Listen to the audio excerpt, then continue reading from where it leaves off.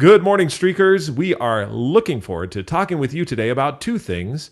One, defining the relationship, and two, the list of all the things that you have to get done or want to do. How can you have a streak to address that? We'll talk about that and much, much more. So let's get streaking. What is streaking and why should you do it? Streaking is how you set up personal winning streaks. Look at who you want to be and what you need to do to become that person. This is streaking. I'm Jeff. And I'm Jami. And we are streakers. Through 30 years of marriage and 7 children, we have learned the power of consecutive consistency or streaking. To start streaking is simple. You just follow these 3 laws. Make it laughably simple, keep a record, and join the streaking community. Streaking is your hidden superpower. With it, you will consistently progress and grow in whatever area of life you want. In this podcast, Jeff and I will share all the fun, exciting, serious, solemn, wonderful parts of family, spiritual, professional, and personal life, and how streaking powers it all. So join us in the conversation, join the movement, and start streaking today. Hi, Jeff. Hi, how are you, sweetheart? Good. How are you doing? You're fantastic, thank you. Good. Excited to be here today. I was excited because what we started about talking this morning is all about your wanting to do, what you want to do. And you were just kind of talking about, because what was it that inspired you in that direction? What were some of the things that you were listening to? I think I just woke up in a good mood this morning. And my good moods tend to make me want to be, I had a list of things that I was wanting to do. Yeah. And not just regular things, like I had my regular list of things that I need to get done today, but I just have my head full of things that I was excited to try that I haven't tried before. So for example, I've been listening to a new podcast, and on this podcast, the podcast person had a professor, a law professor, a constitutional law professor. Right. And as I was listening to the podcast, I thought, I want to read the Constitution. And then there were a couple books that he recommended. I was like, oh, I want to read those books. And then it's fall, and during fall, there's this one cookie lady that I follow on. A cookie lady? A cookie lady that I follow on Instagram. Cooking or cookie? Cookie. Okay. So decorates she makes cookies. Okay. In an amazing way. It's like she's a cookie artist. And so I've been wanting to try baking cookies again and doing sugar cookies and decorating them. Yeah. And then just volunteering at the school. And we have a new yard that I've been thinking, oh, I want the boys to go out and measure the yard. And then I want to sit down with them and figure out what we would do for a sprinkler system. And I want to design the yard. And I should go to the nursery and figure out what we need to do to amend our soil. And we should research trees so that I know what kind of trees that we need to plant. And on top of all the other things that I was just excited stuff going on, to be doing. Yeah. On top of, I pulled out yesterday all of the yarn and thought, oh, I want to be crocheting again. And so just different things that I was excited to be trying.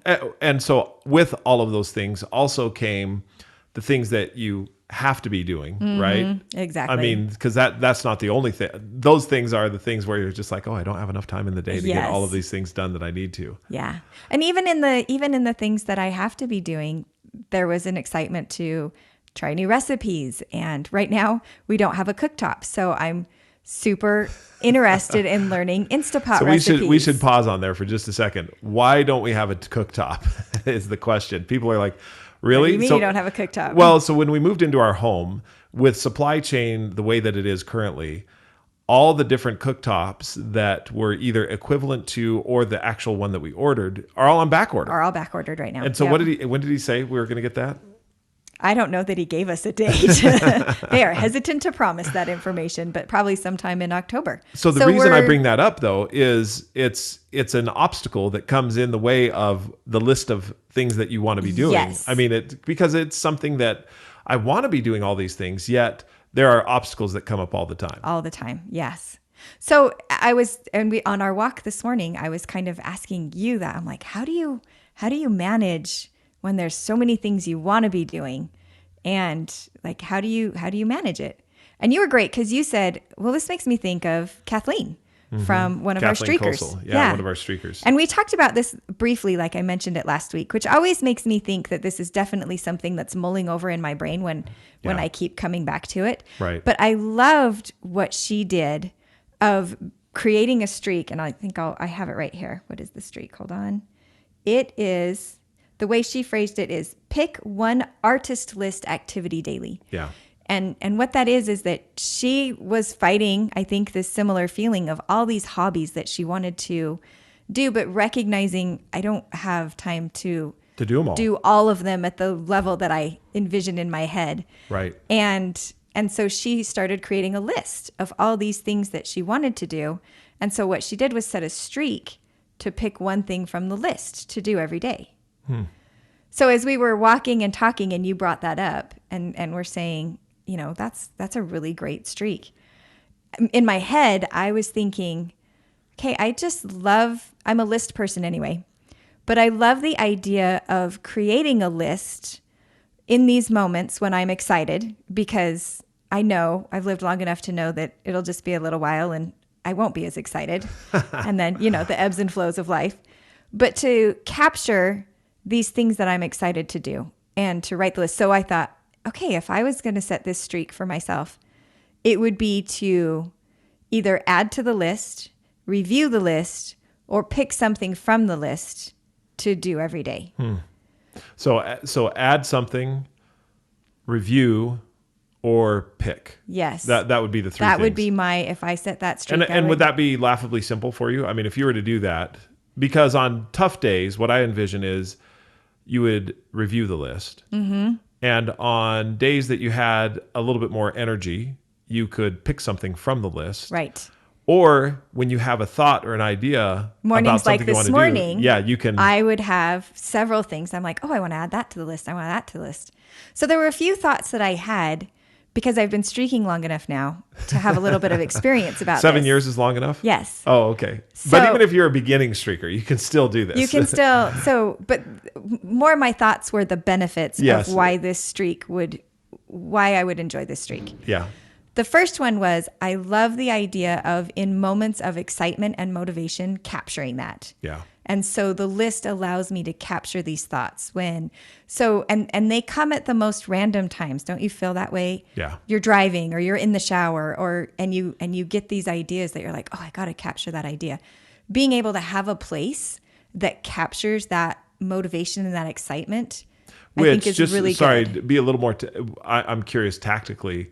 So would you keep like a list in your phone? Would you start a note and keep a list in your phone? Would you probably, do it in or your on journal? my iPad? Or you do it on either your iPad or phone? Yeah, probably my Okay. phone. Probably notes in my phone because I always have my phone with me. Yeah. So if you had a thought, you'd be like, "Oh, I want to write that down," Yep. so that it's in your note. Okay. And so the first benefit is capturing those moments when you're excited. So that would be the add to the list. The days that I just want to add to that list. The review the list. That to me is, and the reason I added that as part of the streak would be because of our recent move where I've had several days back to back to back that no matter how hard I tried, life was upside down. Our routine was upside down. We were literally homeless for a little while, living in hotels or people's houses. Yeah. That was pretty exciting. I'll tell you what, that, as I look back on that little time, sorry, just a little digression. I look back on that period of time to, one, keep our streaks alive, and to two, we'd go up for a weekend, stay with your mom, come back, go to the hotel, take the boys from the hotel. You went to education week. I mean, there was all kinds of things that were happening going on. So to look at this streak that we're talking about right now and to be able to write something down on those days, or even just to review it on those days, makes it so it's laughably simple. And so that's what I was thinking is, what is the benefit of reviewing? Yeah. And it's a mindset in the sense that the benefit of reviewing a list of hobbies allows me to be able to look at it and say, one, I did that streak. In other words, I want to be continuing to learn new things and be able to continue doing my hobbies. Right now, when I'm in the middle of moving, is not going to be a time that's happening a ton. Really? But Come I can on. review Seriously? it, and maybe there is something in the day that I'm like, oh yeah, I can do that. And it would lift my spirits in that moment when there's a lot to do. And also helps me recognize that even in times when life is really busy and there's a lot of demands outside of the things that I have control over, Right. spending my time with, there's a lot of demands, that reviewing that list reminds me that life isn't always going to be this way, that it's busy right now, but there also is time in the future where it won't be as busy, and that I have things that I want to be doing in the future as well that I can be doing as I move forward. So it's this reminder of this is where you are now, but this is also, it's going to change and you're going to have more time in the future. And these are the things that you are excited about doing in the future. So I'm really enthralled right now. I'm thinking through a couple of things with this list that you're talking about. So it wouldn't be necessarily a task list of things you need to get done, right? No, it's not a task list. So not a task list. It's a list of hobbies, creativities, projects, things that you want to do or are looking creatively to do. Just like what you said, like reviewing the Constitution of the United States. So then would you, if you did one of those, would you check it off? Would you, and keep it on the list so that when you review, you'd go back and say, wow, I did do all these things. I probably would because I love that feeling. I think it helps with the whole guilt thing. I mean, I don't have to feel guilty anymore that I'm not doing any of these things. Guilt, and also how quickly we forget what we have done in the past. Right. We spend a lot of time being busy and doing a lot of things, but oftentimes we may not have something that shows what we've been doing. Does that make sense? Yeah. And so I think sometimes but honestly, that's where streaks come in as well, because Yes. I'm looking at all the streaks that I do on a daily basis, and I recognize that, yes, I am actively working toward who I want to be. Yep, I am. And so when you say, would you keep that on the list? I think, yeah, I would. Totally would. I'd totally keep it on the list. Because I would love reaching this point where you start to look at the list and you think, you know what? I really am doing a lot of my hobbies. And, oh, that's right. I did that for that. And so you remind yourself that in a lot of ways you are spending time doing the things that are important to you. Yeah. Because those little bits of time that you're gathering add up. And then when you look back, you see the intentionality of what you're doing, both the intentionality of the things you want to be doing. And I think I do think this would happen if I made this list. There would be things I would put on the list that maybe 3 or 4 months later, I might take off the list. Either because I tried them and decided I didn't like them, or because I really did lose interest in it and recognized, you know what, I thought that would be something I like doing, but it turns out it's just something I like seeing other people do, but I don't necessarily want to do it myself. I really liked their Pinterest board. Exactly. It's not necessarily that I want to do that on my Pinterest board. Exactly. And I think that to me is by definition intentionality, being able to intentionally know these are the things that I do want to spend my time on.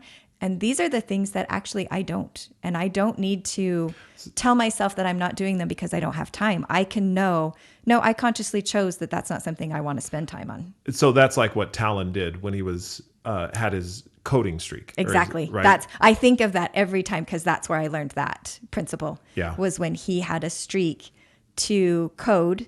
And he did that for several days. Over 100 days. Over 100 days. I think it was 130 when he finally called it quits. And he called it quits because he's like, turns out I don't like coding. I don't really want to spend time doing that. Right. It's so valuable to know that. Right. And that's what I feel that. So as we started talking about this, we also got into talking about goals in life. Yes. So in the beginning, we talked about defining the relationship between a streak and a goal. And what that is, because you said one of the areas where I've been passionate about is that what you need are streaks. You need streaks, and that the outcomes, which is usually a goal, you set a goal around the outcome, is what you'll get with a streak. However, what you contend is that we still need goals in our life. It's like we can't live without goals. And I go back. I'm representing both sides of our conversation here. As long as you want to, when you want to hop in here, feel privileged, not privileged. Feel free. That's where I was looking for. I will feel free to hop in when I have something to correct you on. But thank you. I looked at it and I said, well, we have objectives and aspirations. I am this person, and I am this person because I do these things. There's also areas where I'm striving diligently to be a certain type of person. And those are aspirations. But a goal is that idea that it's an outcome. I want to read 200 books in a year. Right. That's an outcome. And so we talked about that. And I think it was kind of fun where we got to. Well, you said something that I loved. So first of all, our kids have this saying in college when they're dating people called DTR. I remember the first time they said it. Everyone knows this. Because does everybody know this? Yeah, it's on Facebook. Okay, too. so it's not just our kids, it's a thing. Everything, yeah. So when you said, well, we need to DTR the relationship between goals and streaks. First of all, I loved that. Because what it assumed and what it communicated, I guess is what it communicated, is that there is a relationship there. And what I felt happened is, as I was expressing concern about how we communicate that, you were saying, look, there is a relationship between goals and streaks, and we need to take the time to define what that relationship is. Yeah. But why though? Because so many people use goals in order to accomplish things in life. And if we ostracize all of those individuals that are using goals, which we're not intending to do, it's more so looking at it and saying, okay, how does a goal work and what does it do? And then how does a streak work with it? Right. And how come, and what can we do for those times when the goal doesn't work?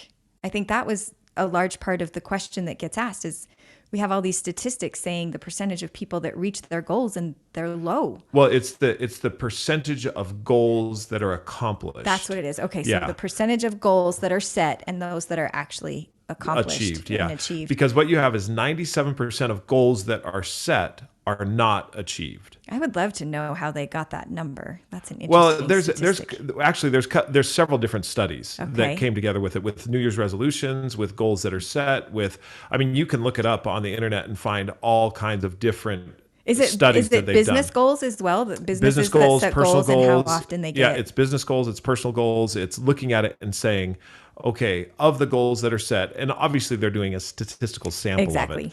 But that statistical sample, here's goals that were set in the time period that they were set, how many were achieved, and of the ones that were achieved, you have a 3% completion rate. Okay.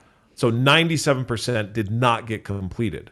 So that begs the question as to why. Why don't goals Exactly. get completed? And there's three main reasons as to why goals don't get completed. And the reason I know this is because this is my body of work that I've been doing for the last 11 years with Franklin Covey and the 4 disciplines of execution. The reason goals don't get accomplished is because, one, you set too many, and goals require a very high level of energy in order to achieve them. So you've set too many, and as soon as you set that many, you've dispersed your energy across all these goals and therefore are not going to be able to get there. So that's number one. Number two, you've set it too hard. You live under the adage of, I'm going to shoot for the moon, and if I get the mountain, that's great. Well, the goal was still the moon. It wasn't less than the moon. And therefore, a lot of times I'll set a goal, or you'll set a goal. People will set a goal to say, I'm going to shoot for the moon, but immediately put in a pressure relief valve, which is, but if I get the mountains, I'll be fine. And I think, because we've asked ourselves this question, is the thought behind that is, well, at least I'm progressing. At least, I mean, I didn't hit the moon, but boy, I hit more than I thought I would. And I guess the thing that I've been questioning with that philosophy is, does that really make us feel better? And I don't think so. That's what I'm thinking. Because what I'm thinking is what you just said, and what I look at is I listen to how I tell myself what you just said. And I say, well, at least, I mean, you just listen to how it's put. Well, at least I got this much. I made a little, I made a little bit. At least I did it this. doesn't feel like you succeeded per se. Even if you did move forward and you're telling yourself, well, I aimed high knowing that, it was a long shot, but I made some progress. But I don't know that mindset really benefits us. I agree. So that's number two, is I set it too hard, too high. Number three, in relation to being too hard, I didn't give myself enough time to get it done. Okay. So I have put a goal in place, but I need to do a year's worth of work in 3 months. And Right. it's not going to And happen. it's just not gonna happen. But we unrealistically set those things. And because we do that, then we fail at many of the goals, or the goals fail because we haven't done it. If you look in your life, honestly, if you look at any goal that you've set in a realistic way, that you've said, I want to accomplish, here's another thing that happens psychologically. Oh, it wasn't hard enough. I didn't really accomplish anything because I didn't get it done. Oh, you were sandbagging. A lot of times with business clients that I'd work with, if they crushed their goal, interestingly enough, okay, so I'll give you a real life example. Okay. I'm working with an organization. They set a goal right up front. Now, in the conversation that we're having with the executive team, as well as the frontline managers, they are saying that is almost an impossible goal. This is what they're saying. They're saying, what you're asking us to do or what we're setting, because it's not even an ask. When you set a goal, especially organizationally, and you set it together, everyone together decides, yep, we're all on board with this. But man, that is going to be really, really hard to do. We don't know if we're going to be able to do it. And in fact, they push really hard. We don't know if we're going to be able to do it. Okay, now fast forward 9 months, okay? 9 months, this company I'm working with, we go back, we revisit. They've crushed their goal. Not only have they crushed it, they're like way beyond it. Awesome. Sandbagging. It really wasn't that hard to start with. Really? Is what they'll say. Okay. And it's not true. When they were at the front end of it, they were saying it was so hard, it's impossible, it's hardly ever able to get there. And now they're on the back end of it, and they're like, we crushed it. Oh, we must not have been working. We must have gone for the easy one. Mm-hmm. And it's not true. However, as individuals, and this is where I get off, where I, as an individual, so organizationally, it's one thing to set goals. As an individual, to set a goal, we often will look at ourselves and be self-deprecating because we've crushed the goal and it wasn't hard enough, or we set it so hard, I didn't accomplish it, but you know what? I didn't accomplish it. However, at least I made some progress. I think both are self-defeating. Right. And that was where, so that's why sometimes I think you are so hard on goals. Yes. Even though I teach it. But I teach organizational goal setting is the interesting thing. Individual goal setting is different. And I think that same thing happens, though, that you're talking about being so hard on ourselves. And I think that's why you feel so passionately and get so frustrated with sometimes when we talk about goals, is because you feel like it just makes people be more down on themselves. Right. And that's really frustrating. But the conversation that we were having this morning was me saying, look, there is a place for goals. Right. And so you talked about, okay, well, we need to what define the relationship. What is the relationship? So first of all, I just wanted to take a second and appreciate that it's good to take time to define that, to look at it and say, the relationship. What is the relationship between a streak and a goal? Mm-hmm. Just the act of doing that has a huge amount of benefit. So I loved when you said that, when you're like, okay, let's define that relationship. And in defining it, I think it's also important to define what is a goal. Right. So a goal is you have a starting line, a finish line, and a deadline. It's not something that's an aspiration. I want to be more kind is not a goal. It's not a goal. That's an aspiration. It's objective. Because a goal needs to be measurable. Right. I want to read 200 books in 12 months. Mm-hmm. So I'm going to go from 0 to 200 by the end of the year. Right. Now, right now, as an individual, 200 books in 1 year, for me, is like astronomically huge. And so now I've set this goal and I'm like, I'm really going to do it. I've got all the motivation behind me to make that happen. So let's just take that example, okay? So I want to read. And I think what happens for myself as I think about this is I'm in a place of motivation. I've been inspired by something or someone. There's an event. There's a motivation event. Exactly. And I'm inspired by the result. So I think about two places when I set a goal. I think about, I'm so excited to start this. I'm excited to start this race. And I think about me crossing the finish line. And I tend to ignore everything that's going to be in the middle of that. Now, here's what typically happens with individual goals. So like the book reading goal, okay? So you set a goal to go from 0 to 200 books and in a year, whatever that is. Right now we're in September. So let's say you give yourself from now to next September. And now what you do is you say, okay, what do I need to do to set that goal? There's a lot of common philosophy and wisdom out there that says, well, you need to set smaller goals. You need mile markers, smaller goals. Mm-hmm. So I got to be to 200. So what would be my monthly goal now? Okay, can you tell the story that you told me this morning on our walk? Because right. I loved this. This was honestly, mind-blowing for me, the way that you did this. So we're talking with an organization. This is again. So this is true. This is true. Yeah. This is 4 disciplines of execution. We're working with an organization that has a wildly important goal. And their wildly important goal is to increase operational efficiency from X to Y. So they had a number in there. I don't need to tell you what the number is, but they had a number that they needed to do. So their goal is to increase operational efficiency. Okay. Right. Now, what they were was they bottled water. Okay. So they're a water bottling company. How do you say that? A water bottling company. Thank you. A water bottling company. It left my brain. A water bottling company. And what they do is they say, we need to bottle this many this much water, this many units of water in a year. So they Okay. had some numbers. So So I'll in just order and I'll to just give reach you a their round goal, number. they had to Yeah. bottle a certain number of bottles per year. Right. And so let's just use a round number just so we have numbers to work with. So let's say it was 10 million bottles of water in a year. Okay. So now we asked them, okay, so how are you going to do that? Well, in order to get 10 million bottles of water in a year, then we need to have so many bottled waters in a month. Right.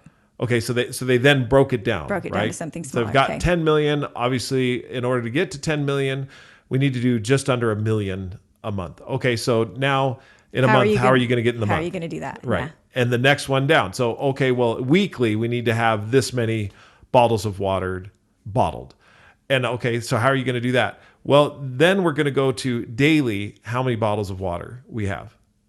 None of those things, not one of them, is the activity I need to make that happen. Every single one of those things is a goal. So when you said that to me this morning, Yeah. that just really opened up. That was kind of a mind blow for me because it's exactly what you said. We've got this big goal. We break it down into smaller goals.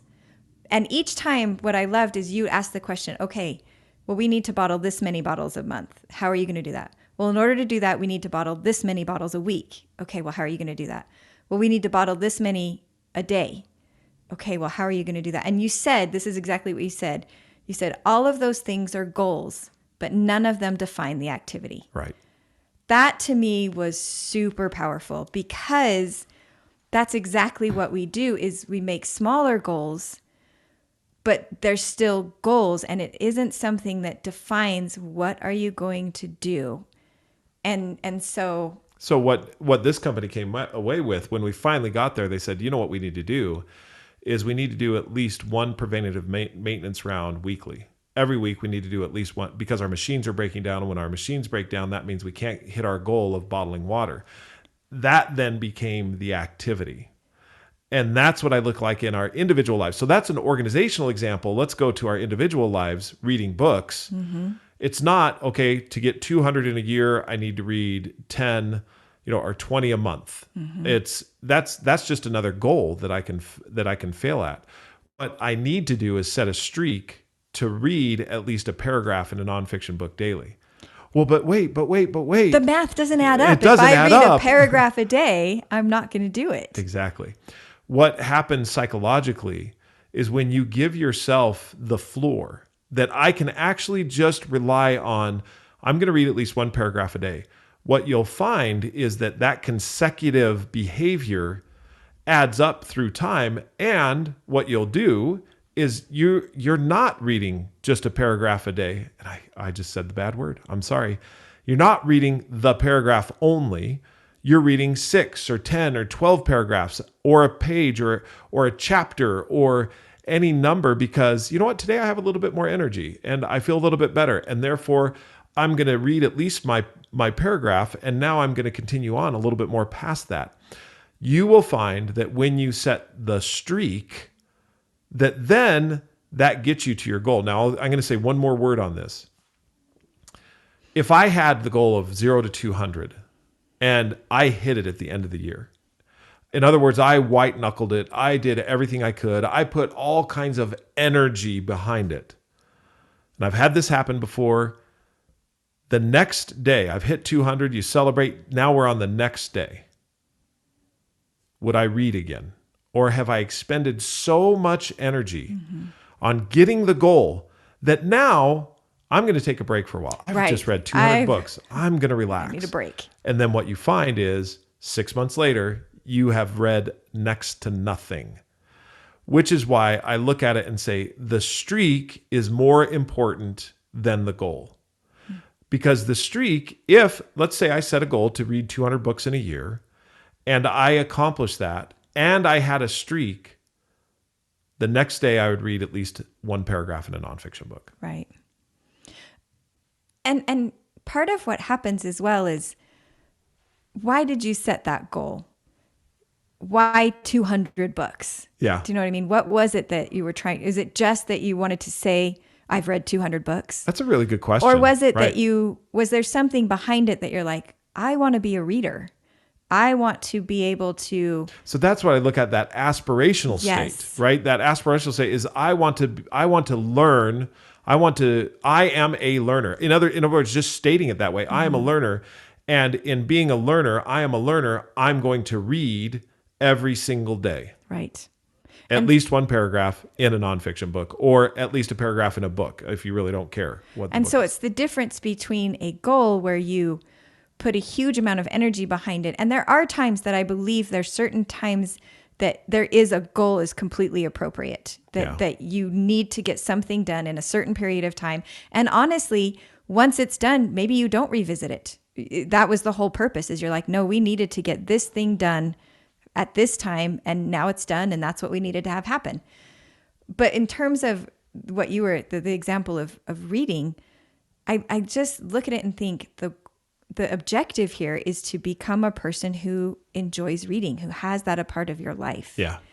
And the outcome tends to follow that streak. Yeah. It tends to become, because I am a reader now. I mean, just like what you and I talked a lot about this a little while back when we were training for marathon and we hadn't had the streak yet. So we haven't had the streak.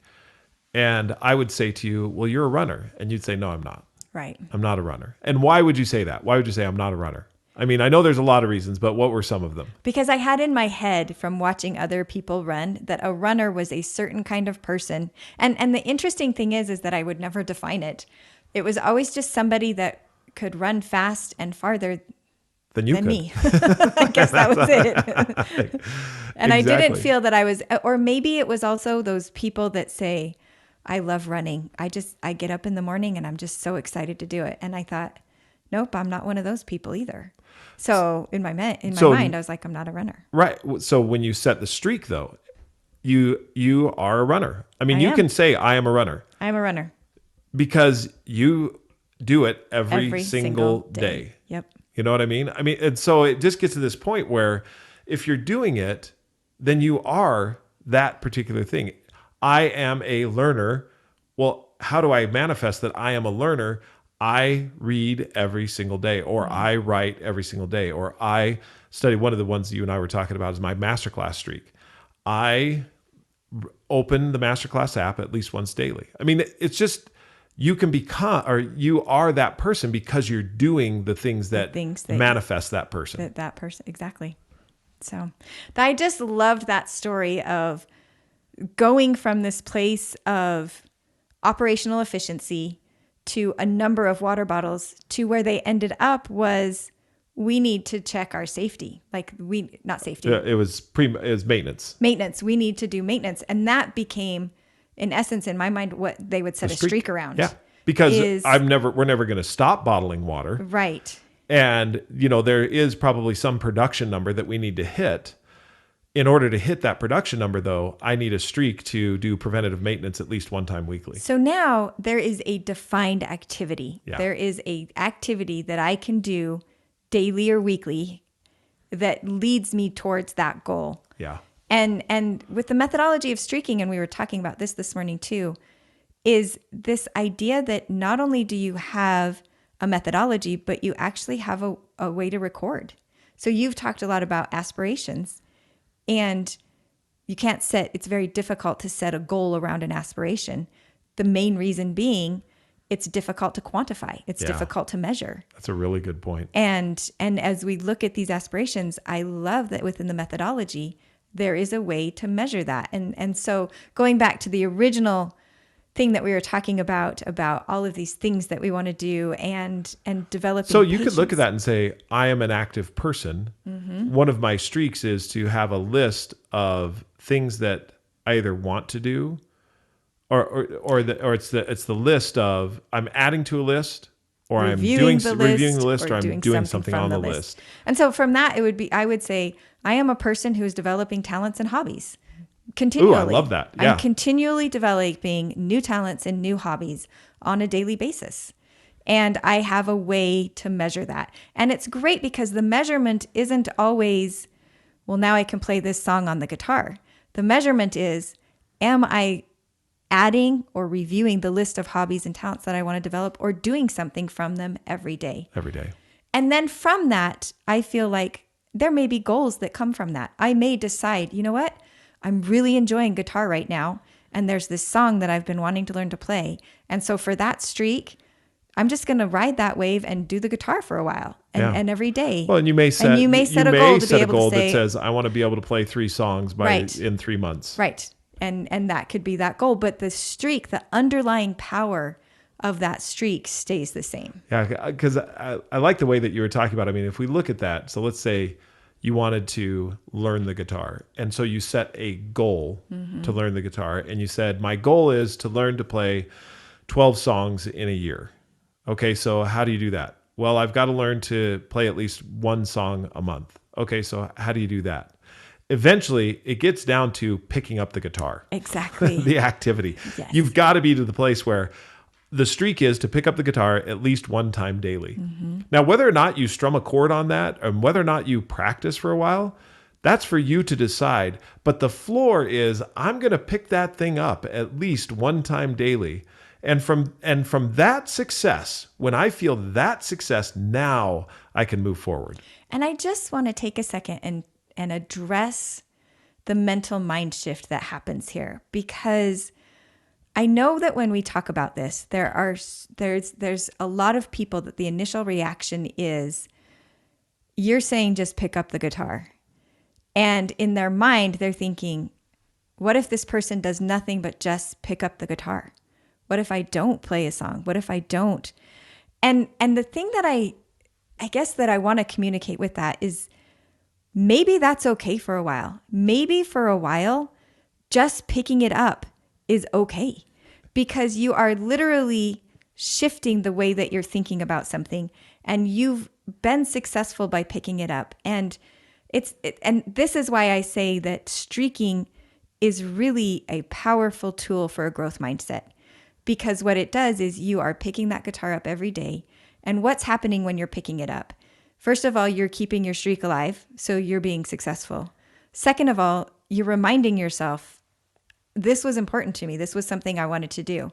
Third, maybe you're overcoming a whole bunch of negative thoughts inside of your head about, I'm not going to ever be a good guitar player, or I doubt that I have the ability to learn. Or by picking it up every day, you are slowly chipping away at those doubts and allowing yourself to continue to progress at a rate that is consistent. Yeah.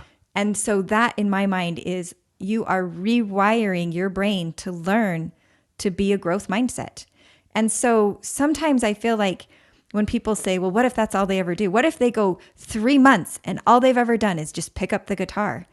I think that's great, because who knows what is happening underneath the surface every time you're picking that guitar up? Who knows what things you're conquering, what ways of thinking you're changing, that now at some breakthrough moment, you may reach a point where you're like, okay, I downloaded that song.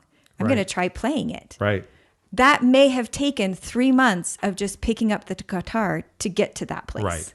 Does that make sense? Yeah, because as I listen to you, I think about that whole idea of, what if I'm just picking up the guitar? And in my mind, I'm like, there is no way I would not strum a couple of chords. There's just no There isn't. way. And that's the thing that happens, is that you are going to do it. But to combat this idea that it's like, well, what if I don't? Then it's you okay. don't. Then you Okay. don't. However, There's a lot going on, even in the not. Yeah. Because I just think, if here we're in my office, and if there was a guitar right behind me and my streak was to pick it up at least 1 time daily, it would be easy just to reach back, pick it up. And if I have it in my hands, there's no way that I'm not going to strum a couple of chords. No. And if you're a super new beginner, you may pick it up and play a little bit, and then you pick it up and you're like, well, I don't know what the C chord is. I'm going to look at something. I'm going to look up. I'm going to find. And then that's all you do. And then the next day you're like, I don't remember what that chord is. And so you review. And do you see how that's just creating a true growth mindset? You are slowly and consistently. So we talked just a second about setting smaller goals. It would be really difficult to write every single one of these as a small goal. But what you've created in a streak is an actionable thing that, as you're doing it, you are in essence allowing yourself to do small goals each day. Well, and that's without having to say, this day I'm going to learn what the C chord is. This day I'm going to review it. It changes your mindset, because think if you said it in this way, I'm going to set a goal to pick up the guitar at least one time every day. A goal? A goal. Okay. What if you had it as a goal? It changes your mindset. It does change. I'm like, Yeah. it doesn't it's not sound right. the But if I have a same. streak, it's like, ooh, I mean, you're motivated. You want to pick it up because I want to keep the streak alive. Mm-hmm. That's the difference. It's that type of a difference. So as you think about goal, the relationship between a streak and a goal, when you're defining the relationship between a streak and a goal, you are saying goal, outcome, streak, activity that I want to be a part of my life for much longer, way past when the goal is complete. Right. Because I also look at taking the guitar. I am a guitar player. Well, a guitar player plays the guitar. I pick it up and play a few strokes on whatever the note is that I want to have. That changes your entire mental mindset. You go to a totally different place. And that mental mindset is very propelling and very inspiring. And so I think it transitions from these spurts of motivation where you're like, I'm going to do a lot. And maybe you do a lot for a little while, but then that motivation goes away and you don't do anything. Yeah. It transitions that to, I'm going to do a little bit all the time. And there is a huge amount of power in doing the little bit and in also reminding yourself every day that you want to do a little bit. Yeah. There's a huge amount of momentum behind that. Yeah. But it's huge in its outcome, but small in its effort. Yeah. Because it's consistent and sustained effort. Well, I want to go through a couple of streaking updates before we end today. One of the streaking updates is Jami is going to be speaking to a women's law forum, and that's going to be in November, and she's really excited about that. But the reason I wanted to let everyone know that is because I think it's pretty cool. This is a group of women that are lawyers that are looking for just what to do to have balance. Is that right? And it's been fascinating to think, being asked to speak at this forum. A lot of times we talk about motivation, and as I was thinking about speaking to a group of women lawyers, in my mind I thought, I don't think they're lacking for motivation. No, I don't think so. I think they're highly motivated, highly achieved group of women.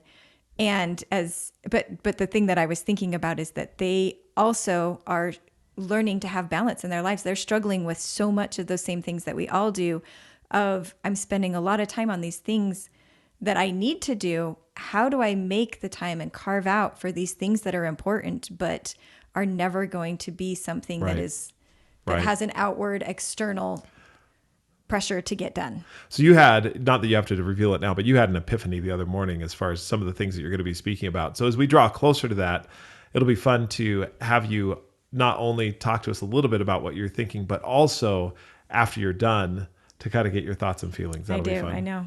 There's also, we had a neat epiphany this morning in talking about reading to the boys and how they have gotten to the point that, and this has happened throughout, but just recognizing that they would sometimes remind us, like just the other night. So your streak is to read at least 5 sentences to read the boys 5 sentences to every the day. boys. Yeah, every day from a book. Yep. And Not just any 5 sentences, it has to be from a book. it's from a book. Yep. It was from a book. Yeah. And so we were talking about how sometimes, like the other night, Bowen texted me and said, "Hey, where are we reading tonight?" And I was saying how great it is that he did that. And you brought up something that I hadn't thought about before. You said, the thing that's great about doing this with them is because it's 5 sentences, when they're tired, they can say, "Mom, I'm really tired tonight. Can we be done?" And you can be like, "Yeah, that's fine." And I remember one time someone telling me that when dealing with teenagers, especially teenage boys, that they need an exit, that they don't like, and it was in relation to conversations, that teenage boys don't like conversations that are open-ended with no exit, like they don't know when it's going to end or when they can leave or when they can escape.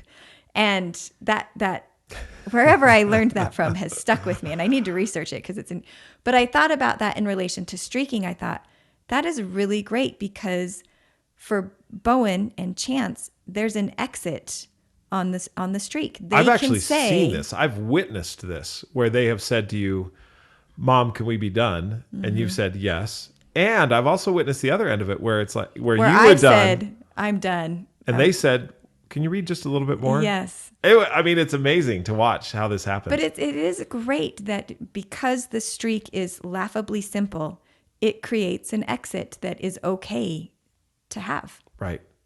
So one other update I wanted to have. In the next few months, you're going to start to see all kinds of updates to the Streaking app. We've had our development team and everyone working very diligently on the next upgrades, and we're very excited for them. We talked about in our podcast a few weeks ago, we talked with Talon about some of those updates that are coming. The reason why I wanted to bring this up is you're going to start to see some of these changes that will happen in your app. And they're going to be a little bit at a time, but through time, you'll see these changes. The one that we're most excited about, but will be the one that's almost last in all the updates, is when we get to groups. And groups will be this area where you can ask a certain number of people to join your group and then suggest streaks that they adopt. With that, we'll give you also the opportunity to, just like in the app right now, we have a whole social media aspect of the app as well. You can send messages to and communicate only with your group. And you can talk about the things that you're learning and growing with. That will be another massive, really cool update to the app. So that's coming. I'm not going to tell you when. I just want to put it out there. I know that you'll be excited about it. Every time we look at the prototype, I know. we look at it, we say, oh, can we have this right now? That's the only downside of prototyping is Right. that I go back to the original version that we have now and I'm like, this is where's really all the good, improvements? but where's the improvements? So be expecting that as well. If you have any questions for Jami or I, we answer all of our emails. Reach out to us at Jeffrey, Jeffrey, at streakingmastery.com or Jami, Jami, at streakingmastery.com. And we are on all the social medias. We're on Pinterest, Instagram, Facebook. We're on LinkedIn. Where else are there's we? a lot of it. There's And cool things on also- LinkedIn, right? And the other thing TikTok is as TikTok. well. If you have found this through the podcast or through the app, also check out the book. Yeah. Read the book. It really does give a good foundation for understanding how streaking originated and how to streak. Yeah. When we wrote the book, as Jami and I were writing the book together, we wrote it, our whole goal and intention in mind was so that it could be a read that you do quickly. It takes, if you read it start to finish in one setting, it's 4 hours, Yep. basically. That's about the time that it takes. Or you can listen to it on Audible. This will also be another great place for you to get the book. And on Audible, you can listen to us at 2 times speed, And which would finish mean it. it'd be 2.5 hours that you'd be There able you to go. listen to. So any of those places. Also, give us a rating. We'd appreciate it. One other thing, if you wouldn't mind setting a streak, we'd invite you to set a streak to share this podcast with at least one other person monthly. That'd be fantastic. Well, thank you so much for joining us today. We love you, streakers, and we are going to Keep streaking.